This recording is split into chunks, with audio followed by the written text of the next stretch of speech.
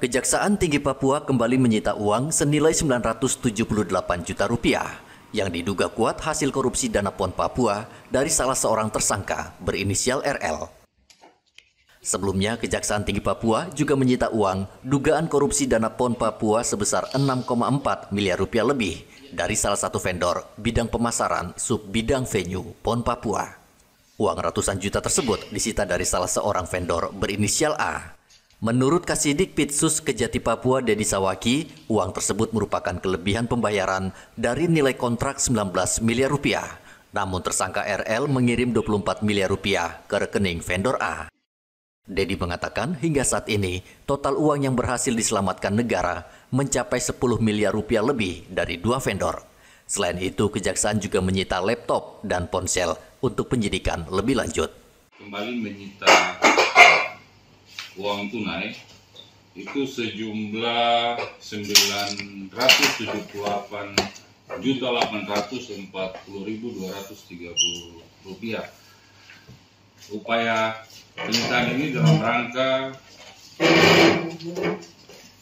memperkuat pembuktian pada tahap penyidikan yang selanjutnya akan digunakan pada tahap penuntutan dan di pengadilan nanti.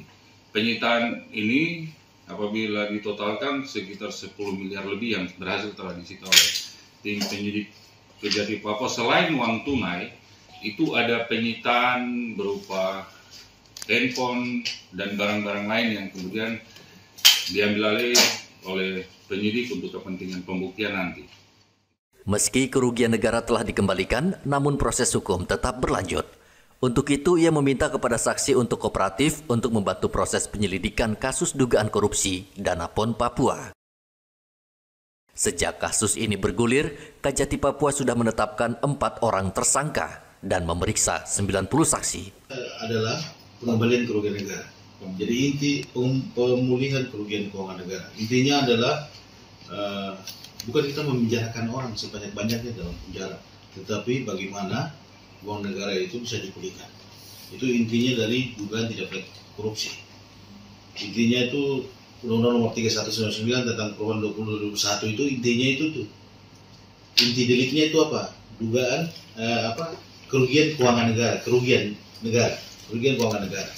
Jadi intinya itu di situ. Kalau sudah dikembalikan, dipulihkan kerugian keuangan negara, maka negara tidak lagi keluarkan uang. Orang di penjara, nanti negara keluarkan uang lebih banyak lagi. Kasus dugaan korupsi PON ke-20 Papua merupakan kasus luar biasa yang melibatkan banyak pihak, bahkan pejabat. Kejati Papua saat ini telah menahan 4 orang tersangka, namun tidak menutup kemungkinan kasus ini akan berkembang dan jumlah tersangka akan bertambah. Arthur melaporkan dari Kota Jayapura, Papua.